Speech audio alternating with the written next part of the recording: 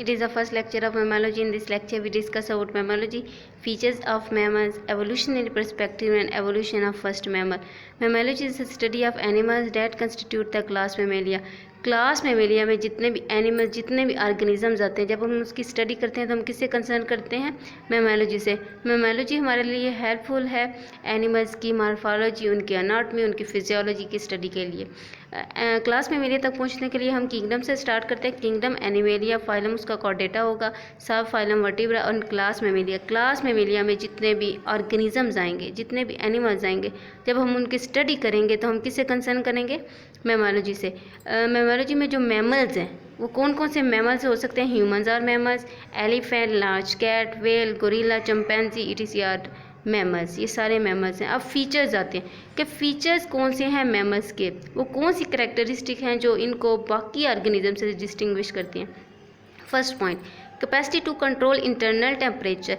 Mammals के पास ये कैपेसिटी होती है कि अपना इंटरनल बॉडी टेम्परेचर को मेंटेन कर सकें। कैसे मेंटेन करेंगे? उनकी बॉडी पर हेयर होते हैं, फर होते हैं, इंटरनल फैट होता है जो कि उनके लिए हेल्पफुल होता है कि वो अपनी बॉडी का इंटरनल जो टेम्परेचर है उसको रेगुलेट कर सकें, ठीक है, उसको कंट्रोल कर सकें। Second point, possession of mammary glands for nourishment of young ones. जितने भी मैमल्स हैं उनके पास मेमोरी ग्लैंड्स होते हैं but functional only in females and they are required for early nourishment of new young one. Then third point है ability to give birth to young one.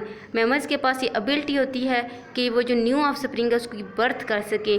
Mammals में marsupial mammal हैं, placental mammal हैं, इनके पास ये ability होती है कि जो न्यू ऑफ स्प्रिंग है उसको गिव बर्थ कर सके, ठीक है। ये इसके फीचर्स हो गए, जो फर्दर इसकी करेक्टरिस्टिक है मैमल्स की, ये नेक्स्ट वीडियोज़ में होंगी। देन आगे चलते हैं। एवोल्यूशनरी पर्सपेक्टिव, एवोल्यूशन के एतबार से हम देखते हैं मैमल्स को। टर्शरी पीरियड था जो 70 मिलियंस अगो की जब हम बात करें, वहाँ से मैमल्स की जो एज है वो स्टार्ट हो गई, ठीक है। मैमल्स की जो एवोल्यूशन है वो स्टार्ट हो गई 70 मिलियन ईयर्स अगो की जब हम बात करते हैं तब क्या हुआ कि जो मैमल रेप्टाइल्स थे उनकी एक्सटिंक्शन हो गई। वहाँ का जो टेम्परेचर था, वहाँ का जो इन्वायरमेंट था, जो रेप्टाइल्स के लिए फेवरेबल कंडीशंस थी वो अब उनको सूट नहीं कर रही, ठीक है। वो उनको उनके लिए जो लाइफ है उसको सपोर्ट नहीं कर रही, उसको फेवर नहीं कर रही। वहाँ से जो अडाप्टिव रेडिएशन है मैमल्स की वो निकलना स्टार्ट होगी। वहाँ का जो इन्वायरमेंट था वो सपोर्ट कर रहा था मैमल्स को, तो उन रेप्टाइल्स की एक्सटेंशन के साथ मैमल्स की अडाप्टिव रेडिएशंस निकलना स्टार्ट हो गई। अब मैमल्स के जो करेक्टरिस्टिक हैं वो 200 मिलियन ईयर्स अगो से जो हैं ग्रेजुअली स्लोली जो है शो होने स्टार्ट हो गए। जो रेप्टाइल्स हैं वो एमनियोटिक हैं, तो एमनियोटिक लिनेज से जो मैमल्स की लिनेज चली है उसको अर्ली साइनेप्सिड को हम कहते हैं पेलिकोसोर, जो मिडल में है, ठीक है। पेलिकोसोर से आगे क्या आया? टेरेप्सिड। टेरेप्सिड क्या थे? मैमल लाइक रेप्टाइल थे। रेप्टाइल से निकले, रेप्टाइल से पेलिकोसोर, पेलिकोसोर से जो मॉडिफाइड हैं वो उनके कुछ करेक्टरिस्टिक हैं, कुछ करेक्टरिस्टिक मैमल्स जैसे हैं, ठीक है। और उसको क्या कहेंगे? टेरेप्सिड। एंड देन लास्ट वन टेरेप्सिड में जो होगा उनकी वो जो ज़रा मॉडिफाइड है, मॉडर्न है, उसको हम क्या कहेंगे? साइनोडोंट्स। अब हम पेलिकोसोर्स और टेरेप्सिड और साइनोडोंट्स इनका कंपैरिजन पढ़ेंगे कि इनमें कैसे एवोल्यूशन हुई। देन चलते हैं आगे।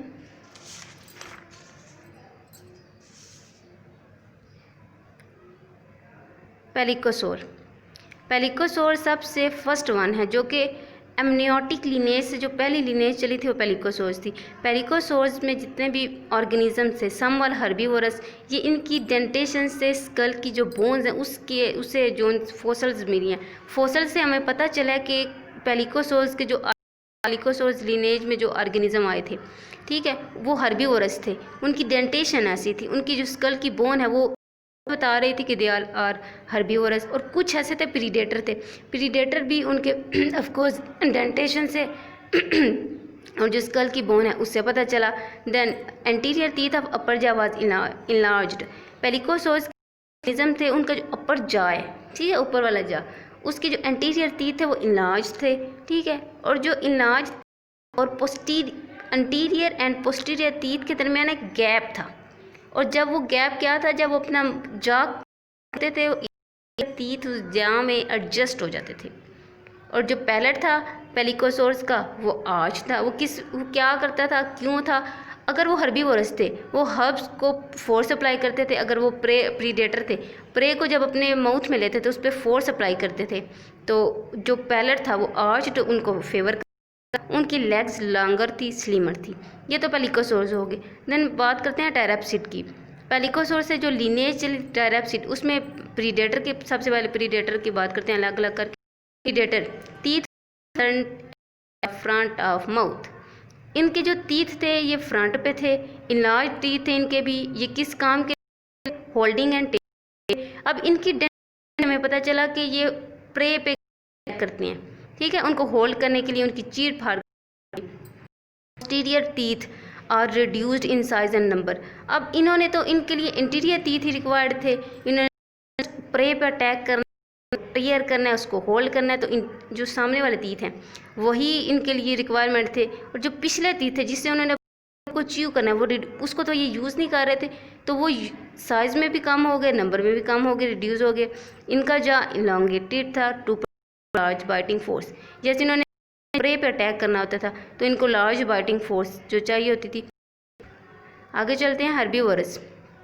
हर्बीवोरस थे टेराप्सिड, टीथ वर मैमल लाइक। अब इनके जो टीथ हैं ये हर्बीवोरस हैं, हर्ब को च्यू करने के लिए इनके जो मैमल लाइक थे, इनके भी जो इंटीरियर और पोस्टीरियर टीथ के दरमियान गैप था उसको डायस्टीमा कहते हैं। डायस्टीमा इसलिए कि अगर इन्होंने कोई लीव्स वगैरह खाए हैं और कोई टहनी खाई है तो उसको अपने माउथ में बेंड कर सके, वो जो स्पेस है ना, वो जो इस वजह से उनके लिए हेल्पफुल है।